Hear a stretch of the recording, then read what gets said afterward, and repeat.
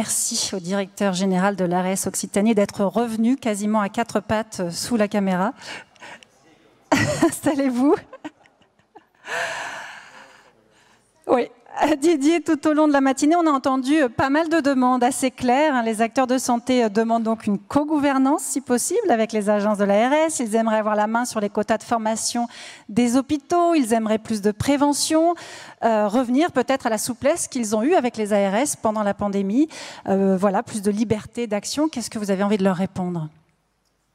Alors, avant de vous répondre, Églantine, j'ai quand même amené 2 choses pour illustrer notre table ronde. Parce que je me suis dit, un peu de mise en scène, c'est quand même pas mal.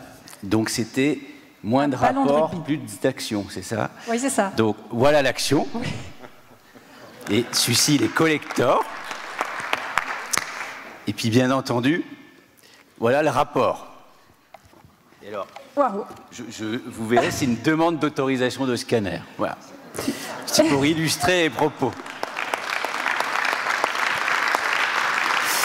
Bon, au-delà de ce petit jeu-là, par rapport à ce que vous dites, la réponse, elle est oui. C'est évident que nous, on doit travailler ensemble. C'est évident que suite à 2 années de crise, on doit changer nos méthodes de travail, y compris dans les agences régionales de santé. Nous avons tous vécu cette crise, aussi bien à titre professionnel qu'à titre personnel, et ça nous a bien montré que ce qui a permis de tenir, et je salue Attica et aussi mon ami Gérard Friedlander que j'ai retrouvé à l'écran, mais ce qui nous a permis de tenir, c'est de travailler main dans la main, d'une manière différente, basée sur la confiance réciproque, basée sur le fait que celles et ceux qui prennent en charge et qui savent comment prendre en charge, ce sont les professionnels et les établissements, mais basé aussi sur le fait que la main invisible, pour ne pas citer les propos d'un directeur de cabinet de la Première ministre actuellement, ça n'existe pas, et que le rôle de l'agence, c'est aussi, comme le dit Lamine, d'appeler les gens à minuit pour leur rappeler qu'il faut qu'ils travaillent ensemble, ce qui, en fait, n'arrive pratiquement jamais, puisque comme d'emblée, c'est inné et tout ça se passe très bien. Mais c'est aussi le rôle de l'agence, de faire en sorte que les acteurs, parce que de temps en temps, il y a quelques grincements, etc., travaillent là, comme ça. Après, le rôle, notre rôle, c'est d'accompagner les changements. Le maire de Montpellier le redisait hier quand on inaugurait un établissement ici. Moi, je considère que le rôle de l'agence, c'est le pouvoir de dire oui avant de dire non. C'est facile de dire non. Là, moi, je peux passer mon temps à dire non tout au long de la journée. C'est beaucoup plus compliqué de dire oui. Parce que généralement, quand on doit dire oui à un projet, ça remet en cause tout ce qu'on a pu écrire dans des super rapports. Ça remet en cause aussi peut-être une organisation un peu habituelle que nous avons de la santé. Et en même temps, si on ne veut pas perdre des professionnels, si on veut avoir des nouveaux qui s'installent, si on veut que les établissements fonctionnent bien, il faut oser de temps en temps travailler. Alors ça suppose que les acteurs, et y compris les acteurs du privé que vous êtes ici réunis, soient aussi dans ce mouvement-là. Parce que le DG de l'agence et ses équipes ne peuvent pas constamment essayer de dire oui, et qu'en même temps les acteurs en face me rétorquent « Ah bah oui, mais en fait ça ne va pas être possible ». Ben non, il faut savoir ce qu'on veut. À un moment donné, n'est-ce pas Lamine, l'action, c'est qu'on doit y aller tous ensemble collectivement, et donc sur le terrain, sinon on va perdre. Le match, ça c'est certain. Donc il faut vraiment qu'on soit collectivement en capacité, et c'est ce que disait la présidente de région par ailleurs ce matin, au niveau des territoires, parce que là il nous faut un peu d'autonomie pour savoir adapter de temps en temps quelque peu les textes, savoir adapter la manière dont on va mettre en place tout ça, parce que c'est pas vrai que l'organisation de la santé va être organisée de la même manière à Perpignan, à Rodez ou à Paris.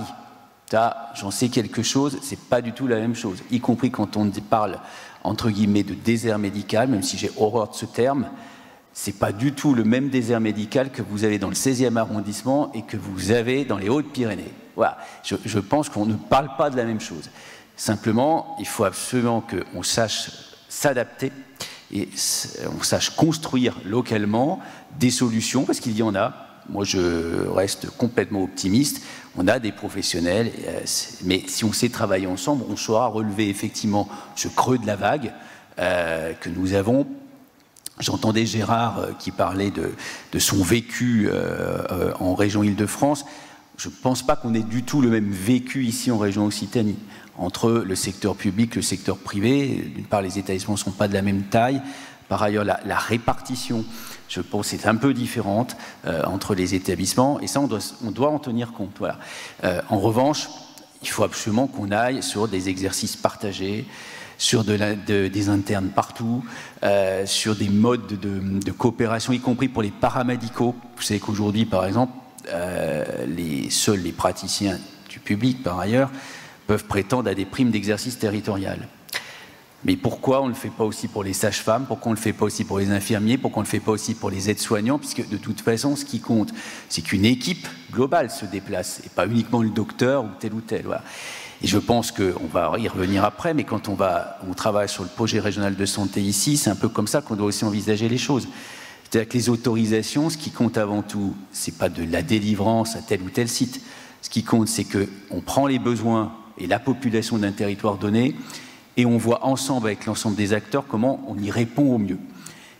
Et en fait, l'autorisation n'est qu'une résultante, ce n'est pas un objectif en soi. C'est pour ça que j'ai amené spécifiquement cette demande, parce qu'en fait, on s'en fout finalement du rapport qui est demandé, enfin celles et ceux qui l'écrivent s'en foutent moins, mais en fait, ce qui compte, c'est qu'on délivre et que la réponse soit accordée, voilà, parce que sinon, ça ne sert à rien. Qu'est-ce que vous pensez de l'idée de séparer autorisation et financement ? Alors, forcément, il y a un financement à un moment donné. Les activités aujourd'hui sont financées d'une manière assez différente et par ailleurs, nous sommes en plein dans la réforme des financements. À partir du moment où on examine et qu'il y a un besoin de la population qui n'est pas rempli dans un territoire donné, ce n'est pas la dimension financière qui doit primer. C'est-à-dire qu'on doit déjà donner l'autorisation, déjà faire en sorte que les équipes fonctionnent, et le financement viendra après. Le financement, généralement, on arrive à l'obtenir d'une manière ou d'une autre, y compris dans le cadre des réformes qui sont en cours. Il faut vraiment, et le ministre vous le dira ce soir, il n'arrête pas de le marteler, il faut partir impérativement des gens et de leurs besoins. Et après, à charge aux institutions, à charge aux offreurs de s'organiser, aux institutions de les financer. Mais encore une fois, ce qui compte, c'est les besoins de la population. Et je pense qu'on a trop tendance, et on a eu trop tendance, à raisonner uniquement de manière financière, y compris dans le secteur public. Frédéric Valtou est avec nous ce matin, ou Marie-Sophie Dessau le savent, aussi bien que la mine. On ne peut pas partir du sujet financier. Sinon, on passe à côté de la situation et à la limite, on ferme tout, on concentre tout, ça coûtera moins cher. Enfin, moi, je pense qu'en fait, ça coûtera beaucoup plus cher, mais ce n'est qu'un point de vue personnel. Non, il faut vraiment partir des besoins du territoire et ne pas perdre de vue.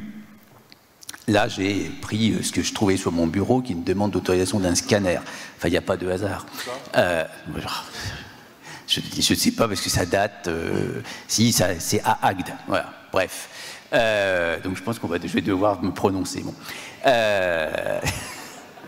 Mais ce que je veux dire, c'est que à partir du moment où ce besoin il est reconnu, on doit l'autoriser. Et le financement, lui, il suit. Voilà. Ce que je ne veux pas, par contre, enfin, je dis parce que l'agence ne veut pas, c'est avoir à départager plusieurs offreurs sur un territoire. Donc, moi, je leur ai demandé, enfin, ils commencent à me connaître, ou presque, dans cette région, je leur ai dit, vous vous mettez d'accord. C'est pas moi qui vais dire si le scanner, l'IRM ou l'autorisation de cancéro ou de soins palliatifs, n'est-ce pas Pascal, sur tel ou tel territoire, si ça va être l'hôpital ou la clinique. Non, il y a un besoin, hôpital-clinique, vous vous mettez d'accord et vous venez devant l'agence avec un projet commun. Et pas chacun dans son coin avec son autorisation, parce que la mine a dit qu'il y a besoin d'un arbitre. Moi, je veux bien arbitrer, mais sur des vrais sujets. Sur le vrai sujet de développer l'offre, etc., mais pas sur le sujet de qui doit avoir l'autorisation. En fait, l'autorisation, elle est pour tout le monde. Il faut la partager au niveau d'un territoire. Donc ça peut se construire. C'est aussi le rôle de l'agence. C'est là où je dis qu'il faut savoir dépasser un peu les textes. On peut donner des autorisations territoriales. Les offreurs publics, privés, but lucratif, non lucratif s'entendent. Ils mettent en place cette autorisation. Ce qui compte, c'est que la qualité soit au rendez-vous. Bien entendu, on ne va pas faire prendre de risques aux malades. Mais c'est surtout que sur le territoire, on ait les soins et la santé présente. Alors d'accord, mais justement, il n'y a pas de lieu d'échange national direct entre l'ARS et les fédérations. Est-ce que ce ne serait pas utile ? Alors, il y a des liens régionaux. Ça, pour le coup, on se voit, peut-être pas assez, mais comme toujours, les journées ne font que 24 heures, les semaines que 7 jours, et comme il n'y a que 13 départements, enfin, j'en ai presque inventé un 14e, mais ça, je ne le répétais pas trop fort, parce que ça me manquait, je trouvais. Mais il y a des lieux de débat qui existent au niveau régional. Au niveau national, enfin, je parle sous le couvert du président, il y a des dialogues permanents entre les services du ministère et les différentes fédérations. Après que les agences, les ARS aient des liens avec les fédérations nationales, alors c'est comme toujours. Moi, j'ai la chance d'avoir le président national de la FHP dans ma région. Donc, c'est sûr que ça facilite grandement les choses. Alors, en même temps, quand j'étais dans l'autre région, je l'avais tout autant au téléphone. Donc, voilà. Mais c'est parce qu'aussi le siège était dans la même région. Je pense qu'effectivement, il ne faut pas hésiter. J'ai le même point de vue avec les patrons des différents groupes de cliniques qui sont ici dans la salle et que je salue. Bonjour Thierry. Mais moi, j'ai le même point de vue, c'est-à-dire que je vois déjà avec les patrons nationaux, c'est ma manière de travailler. Après, bien entendu, ça décline avec les patrons régionaux. Mais donc, l'un n'empêche pas l'autre, c'est ça que je veux dire. Après, c'est, Lamine le disait, c'est une histoire de femmes et d'hommes, n'est-ce pas, cher ami, et donc de relations qu'on doit construire au fil du temps. De relations de confiance, réciproques, de connaissances. Ces relations, c'est pas facile parce que les directeurs généraux d'ARS changent tous les 2 à 3 ans. Merci Églantine de me prévoir mon avenir. Ça dépend des régions, d'une part, parce qu'il y a des régions, les DG d'ARS sont là depuis pratiquement 6 ans, d'autres effectivement où ça change beaucoup, mais c'est comme toujours, c'est comme si je compare ce que je ne devrais pas faire, l'agence à une préfecture. Les préfets changent, la préfecture reste. Donc pour le coup, l'ARS reste, y compris si quand le directeur général change. Et par ailleurs, à titre personnel, je pense que c'est bien aussi que le directeur général d'ARS change de temps en temps, parce que sinon, il y a une sorte de collusion qui pourrait s'installer. Voilà. Bon. Après, il ne faut pas que ça change trop souvent, sinon on ne peut pas construire effectivement et voir l'aboutissement ensemble de projets. Donc je ne pense pas que ce soit un frein à la relation, parce que ça veut dire que, et ça c'est le rôle aussi du directeur général de l'agence, c'est que l'ensemble de ces équipes soient en relation directe avec les fédérations, avec les établissements, et continuent à nourrir ce lien indépendamment de la personne ou de la directrice générale de l'agence. J'ai beaucoup de questions. Le fait d'avoir des directeurs d'hôpitaux dans les ARS ne constitue-t-il pas un frein à une analyse objective des coopérations entre les acteurs de statuts différents ? Mon Dieu. Alors non, franchement, d'une part, moi je suis de celui qui considère que dans les équipes des agences, il faut avoir une hétérogénéité de profil et de représentation du monde de la santé. Donc il nous faut dans les agences des directeurs d'hôpitaux. Ça c'est indéniable. Enfin, je le dis plus de manière très très libérée que moi-même je ne suis pas directeur d'hôpital. Après, il n'y a pas de parti pris. Et enfin, moi, je le vois tous les jours et je l'ai vu dans les différentes agences où j'ai travaillé, les directeurs d'hôpitaux que j'ai eus comme collègues, comme collaborateurs, voire comme directeur général, que ça existe aussi. J'ai eu l'ensemble des éventails. Il n'y a pas de parti pris pour tel ou tel secteur. Je serais même tenté de dire, mais ça... que de temps en temps, c'est plus difficile pour le secteur public quand vous avez en face un directeur d'hôpital public. Voilà, ça peut être aussi, dans l'autre sens que ça peut se jouer. Donc non, c'est pas un frein.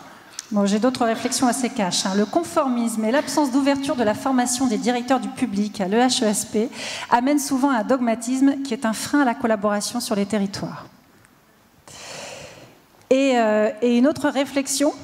En 2021, 34 questionnaires et enquêtes sur mon établissement des différents ministères et de leurs services, INSEE, DARES, DGOS, ATIH, DRES, DGDNS, etc., etc., sans parler de tous les contrôles réglementaires, ASN, CPAM, HAS, URSSAF.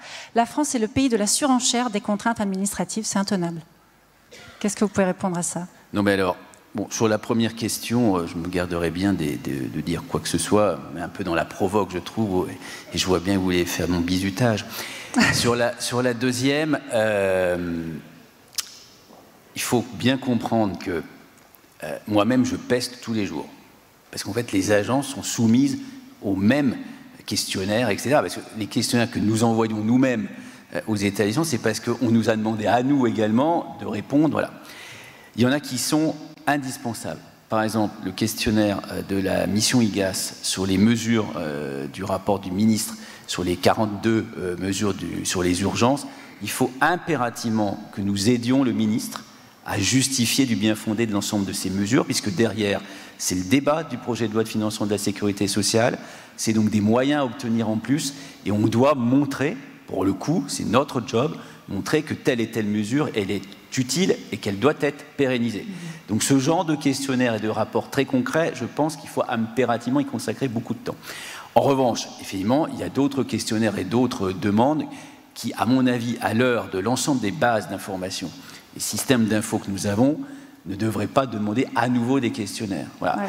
Ouais. Parce que, encore une fois, l'agence et l'ensemble de mes collaborateurs, on peste assez souvent tous les jours. Quand moi, je vois débarquer à peu près, au moins 5 enquêtes par jour. Ce que les établissements ne voient pas, mais l'ensemble du champ de compétences de l'agence fait qu'il y a au moins 5 enquêtes qui arrivent tous les jours où on nous demande des comptes, ce qui est logique. Il est logique qu'on fasse du reporting, qu'on rende des comptes.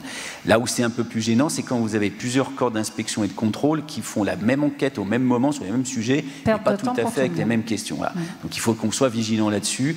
Encore une fois, moi, là où je considère qu'apparemment on a nous-mêmes la donnée, ça ne sert à rien de la redemander aux établissements. Et si je reprends cet exemple-là sur les demandes d'autorisation, je ne sais pas, je parle sous le couvert des franciliennes et des franciliens, où on est le système normalement informatisé des demandes d'autorisation en région francilienne. Je pense qu'il faut qu'on le fasse aussi en région Occitanie. Il faut arrêter de demander du papier. Déjà, c'est pas bon pour la planète. Non. Donc il faut arrêter de faire des trucs comme ça. Et surtout, si tout est informatisé, vous avez une base de données qui d'emblée évite à chaque fois de vous redemander 50 fois la même chose, c'est-à-dire depuis quand a été créée la clinique Saint-Jean-de-Bedas. Enfin ça, on sait à peu près sans le demander, encore que je suis sûr qu'on le demande dans les papiers. Merci. Je vous laisse juste une réflexion. Voilà, je vous laisse méditer. Un DG devrait rester le temps d'un PRS. Ce serait un gage de continuité. Souvent, le DG doit assumer le PRS élaboré par un précédent DG. Ça tombe bien, Églantine, puisque j'arrive. Je vais arrêter le PRS, donc si je m'engage à rester 5 ans, mais ce n'est pas moi qui décide. Merci beaucoup. Lamine Garbi, un mot sur les rapports entre ARS et vous. Alors, une difficulté supplémentaire pour toi, c'est que tu dépends de 4 ou 5 ministres, en plus. Donc c'est vraiment une complexité absolue. 4-5 ministres qui ont tous des directives et des envies. Alors tu as très bien dit, le pouvoir, c'est celui qui dit oui. C'est ce qu'on apprend aussi en termes de management. Le vrai pouvoir, c'est la personne qui dit oui à l'autre sur un projet, une idée. Alors, on parle des dossiers d'autorisation qui sont lourds, c'est 5 exemplaires, en plus papier, minimum. Il y a aussi les dossiers de renouvellement, mais pas de renouvellement établissement, des services des établissements, et les renouvellements ne tombent pas en même temps. C'est-à-dire que le M, le C, le O, l'obstétrique ou la radiologie n'arrivent pas au même moment. La psychiatrie, c'est pas au même moment. Donc ça rajoute une lourdeur. Alors on va simplifier. Pascal, il y a 143 établissements dans ta région. Tu vas faire un petit SMS pour savoir ce que chacun veut comme autorisation. Tu envoies un petit SMS de synthèse à notre directeur. Pour la planète, ce sera très bien et ça va aller très vite. Et comme ce sont des dossiers qui seront financés à l'activité, s'ils ne marchent pas, ils ne coûteront rien à l'assurance maladie. Et si ça ne marche pas, c'est-à-dire qu'il n'y a pas de pertinence. Donc là aussi, je pense qu'il faut qu'on ait des autorisations en dehors des PRS qui soient possibles. Parce que le PRS va sortir, l'autre va sortir, et déjà, on sait qu'il aura du retard sur la vraie vie et la réalité terrain. Donc, que l'on puisse, entre le 3 et le 4, ouvrir des autorisations. Et une demande aussi ancienne, c'est que nos autorisations soient à durée indéterminée. Indéterminée, avec des évaluations, bien sûr, et de la pertinence. Mais que ce soit indéterminé, et que ce ne soit pas 5 ans ou 7 ans. C'est trop court, et ça nous tend, je dirais, une activité qui n'est pas sereine. Donc voilà, on aimerait avoir un peu de lisibilité, un peu de paix, et un peu aussi de prospective. En tout cas, merci pour ces propos, merci pour ta présence en région. Tu as fait le tour des 13 départements, c'est assez incroyable, en 5 ou 6 mois. Tu es partout, tu connais tout, et surtout, lorsque tu dois prendre une décision, tu vas sur le terrain. Et ça, bravo, parce qu'il y a tellement de hauts fonctionnaires qui ne vont pas sur le terrain et qui se fient soit au rapport établi par d'autres, et qui sont quelquefois, je dirais, pas forcément la réalité. Au moins, toi, tu vas sur le terrain et tu décides et tu tranches et c'est parfait. En tout cas, merci pour ces éclairages, cette participation et cette présence aujourd'hui. Merci beaucoup, Didier Jaffre.